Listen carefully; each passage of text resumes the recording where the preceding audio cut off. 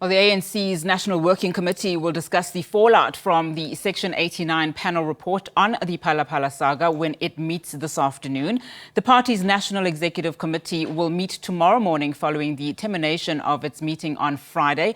Meanwhile, President Cyril Ramaphosa is considering the possibility of taking the report on legal review if found that he may have a case to answer regarding the Phala Phala Farm robbery in 2020. Now, let's get analysis. We're now joined via Zoom by political analyst Thamsanqa Malinga. Thank you so much for your time this afternoon, Thamsanqa. Talk to us about the scenarios that are likely to happen. First today, with the National Working Committee and, of course, the much-anticipated redo of the NEC meeting tomorrow. Good day, Unat, and good day to your viewers. The scenario that are likely to happen today, it's gonna be a fought debate, a just to and fro, factional debate within the National Working Committee. The National Working Committee comprises of 25 members, that is excluding the president, who makes up the 26th member of the National Working Committee. I have sat down and looked at the factions, the members and the factions in which they belong to. I mean, about 10 members against, the 10 members of the National Working Committee would already members that would be against the president. About 6 of those are members that would be easily swayed to be against the president. I mean, of the 10, you're counting Nkosazana, Dlamini, and Lindiwe. Already you've got 2 who are largely against the president. You've got Tony Yengeni as the 3rd one. You've got Ronald Lamula, who's been saying that the old liberation fighters are holding positions, who's fighting very hard to be recognized within the movement itself. So you've got people like Mioho Matuba, who's there representing the ANC Women's League, and that which has been suspended recently.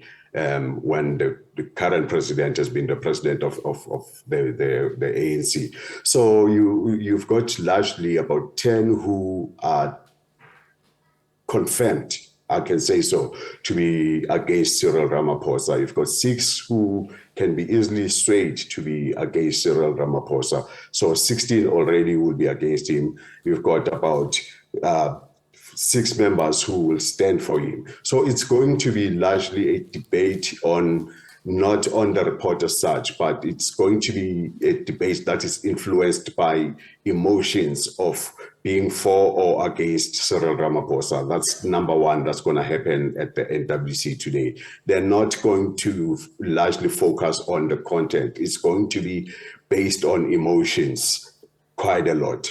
And secondly, moving into the NEC tomorrow, it's also going to flow into that direction. You could see on Friday when Thabo Mbeki was the one who seemingly was prepared for the NEC, in terms of political engagement, because he raised the question in terms of what will happen when the president is found wanting. The others just giggled at the last NEC.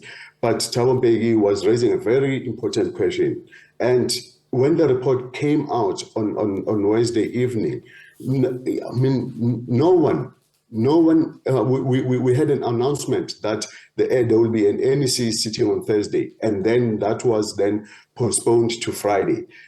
So it seems as if no one said, wait a bit, comrade, because we've postponed the NEC to Friday, let the NWC then sit on Thursday and engage the report, so that when we go to the NEC on Friday, the NWC has already engaged. Now they come in on Friday, they discuss a matter of procedure. And you could see that they hurriedly went to the NEC without even thinking of, let's first have the NWC. So it's a matter of, they did not engage the report as the NWC or anyone I joked and said, Thabo Mbeki must probably be the only one who read the report. The others just went there because they wanted to shout either a step aside or let's let the president take the matter on review. It was just going to be a factional debate as well, not a debate on let's discuss the merits of this or let's let the president, resign. The ANC just went there just because they wanted to howl at each other.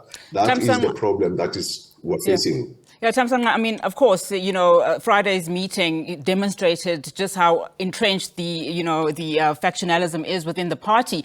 But just having said what you've said in terms of painting a scene in terms of what the president is likely to face, what then should be his best position if he wants to sway the sentiment in his favor, particularly as he goes into that NEC meeting tomorrow? I mean, we know that there are people who have suggested that him resigning or even this impeachment process starting would throw the country into some form of a disarray. So what position then should he be taking? The only position that the president should be taking is the position that he wanted to take initially when the scandal first broke. We know that when the scandal first broke, the president wanted to resign. He was convinced otherwise by those in his faction, within the ANC and outside of the ANC. He wanted to resign, and hence he wanted also now he's gone back 360. He wanted to resign again on the fateful Thursday evening, and he was convinced again. The president was willing to do the honorable thing and fall on his sword. Like he said with the issue of the CR17 statements, he should just take that decision and follow his sword. This thing is not going to go away. Zweli Mkhize is now using it as his campaign, just headline.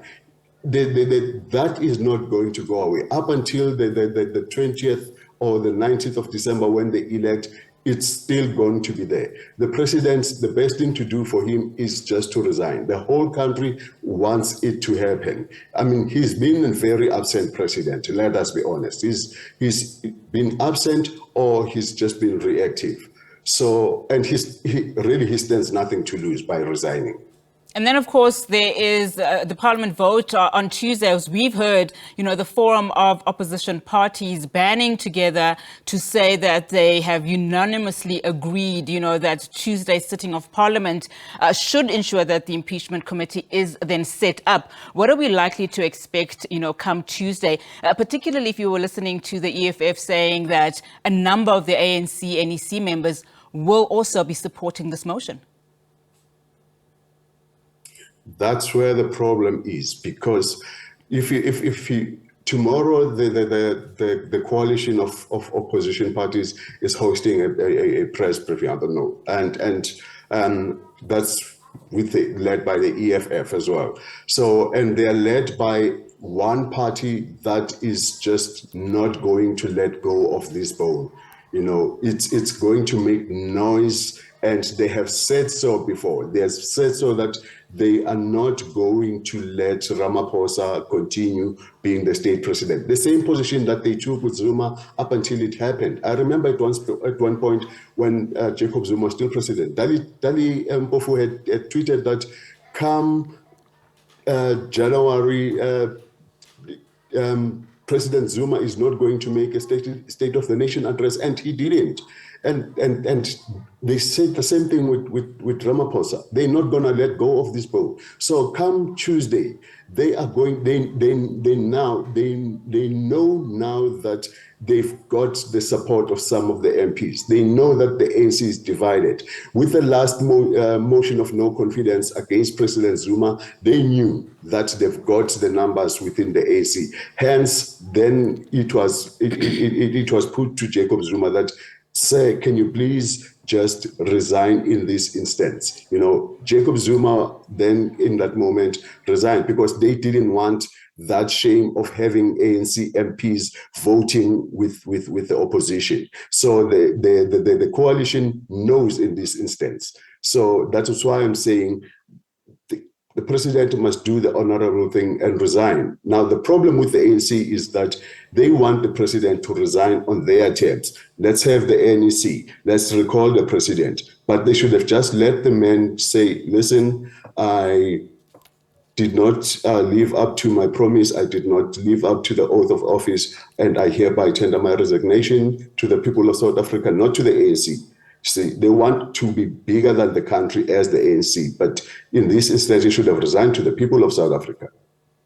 I guess that's something that we will have to wait and see, given what President Cyril Ramaphosa's spokesperson said yesterday, that that was not one of his considerations, resigning. But Thamsanqa, thank you so much for your analysis this afternoon. Really do appreciate it. Political analyst Thamsanqa Malinga there.